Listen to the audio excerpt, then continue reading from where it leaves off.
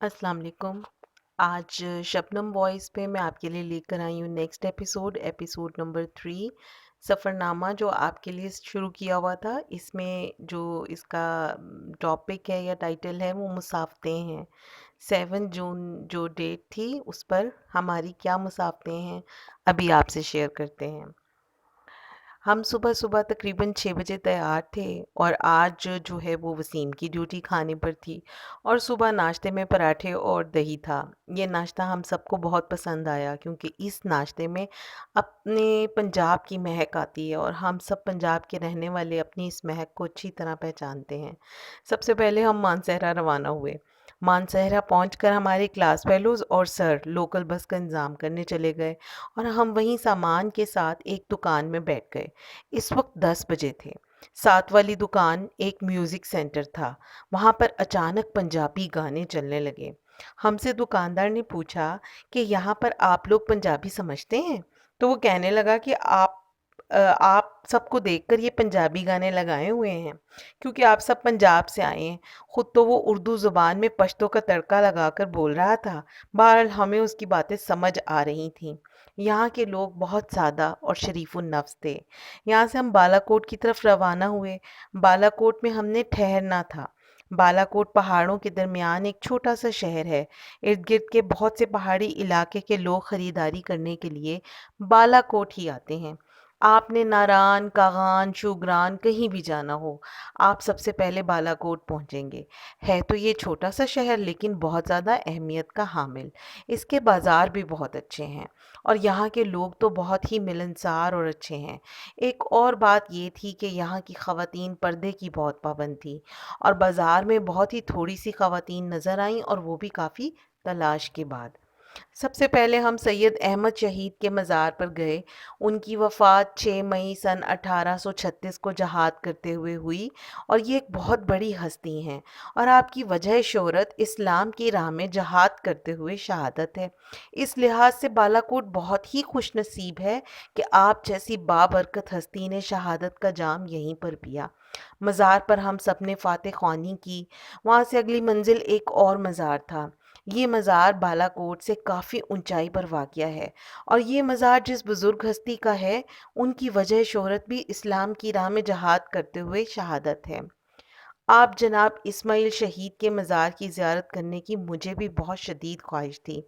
हम लोगों ने ऊंचाई तय करने से पहले ठंडे जूस और बोतलें पीं। उसके बाद हमने आगे का सफ़र तय करना शुरू किया। ये एक बहुत लंबी सड़क थी जो बतदरीज ऊपर की तरफ जाती थी। इस सड़क के आखिर पर एक और खुली सड़क बाईं तरफ जाती थी और वहाँ पर मज़ार नज़र आना शुरू हो गया था। मज़ार बिल्कुल सामने था लेकिन सड़क घूमकर मज़ार की तरफ जाती थी क्योंकि नीचे किसी चश्मे के आसार थे जो कि अब बिल्कुल खुश्क था।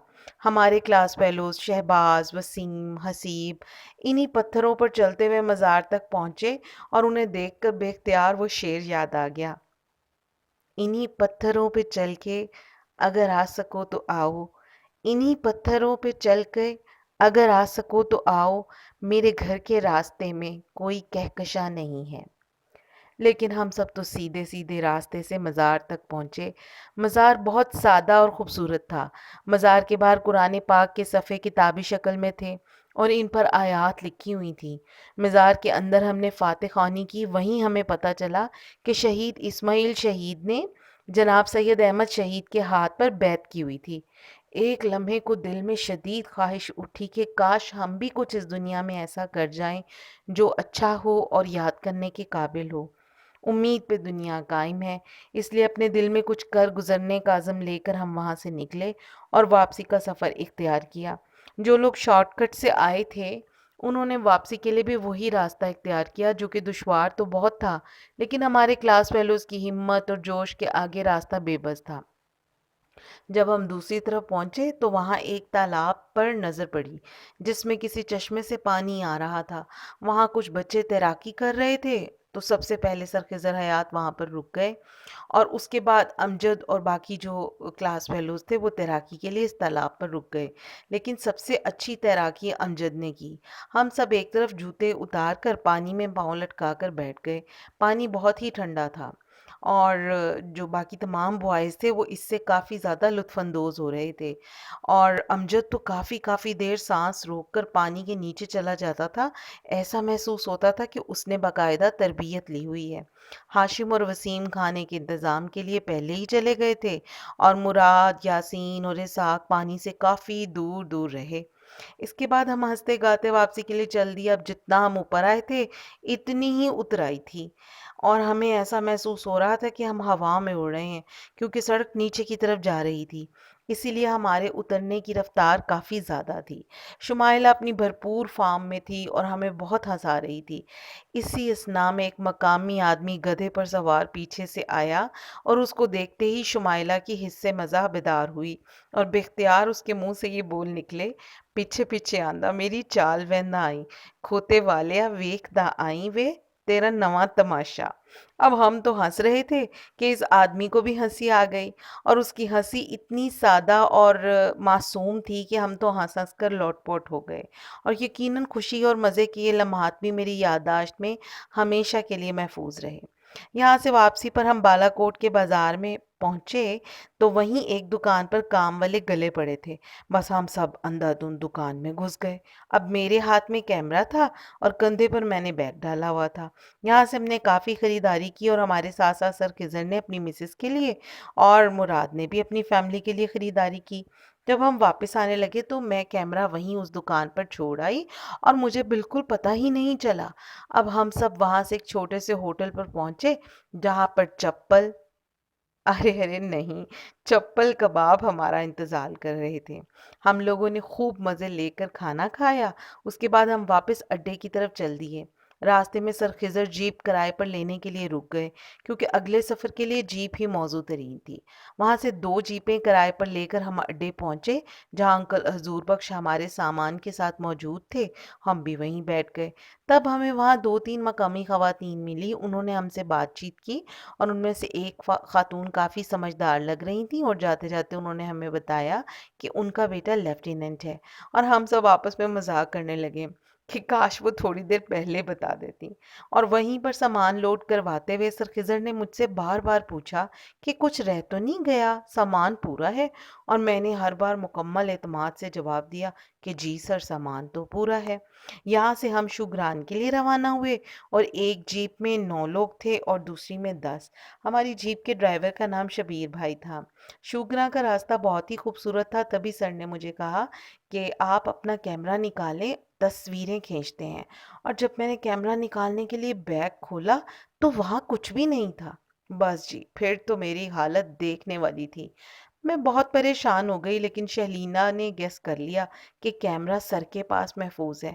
اس کے بعد شمائلہ نے اپنے مخصوص سٹائل میں بات کرتے ہوئے تقریباً آدھے گھنٹے کی بحث کے بعد سر کو منا لیا کہ کیمرہ انہی کے پاس ہے۔